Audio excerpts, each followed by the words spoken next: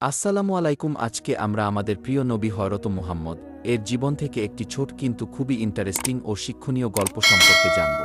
লিন্দাতার সঙ্গে নবীজির আচরণ। একবার এক ব্যক্তি রাসূলুল্লাহ এর কাছে তার পাওনা টাকা চাইতে এলেন, কিন্তু তিনি খুব কঠোর ও রুড ভাষায় কথা বলছিলেন। আশপাশের সাহাবীরা রাগান্বিত হয়ে পড়লেন। তারা চাইলেন সেই লোকটিকে শাসন করতে, কিন্তু নবীজি তাদের থামিয়ে দিয়ে বললেন, লিন্দাতার তার পাওনা চাইবার অধিকার আছে কি? তারপর নবী সাহাবীদের বললেন, ওকে শুধু তার পাওনা নয় বরং এর চেয়ে ভালো কিছু দিয়ে দাও। সাহাবীরা লোকটিকে তার পাওনার চেয়ে আরও উত্তম জিনিস দিয়ে দিলেন। এই আচরণ দেখে সেই ব্যক্তি লজ্জিত হয়ে বলল, আমি সাক্ষ্য দিচ্ছি আপনি সত্যি আল্লাহর রাসূলকে।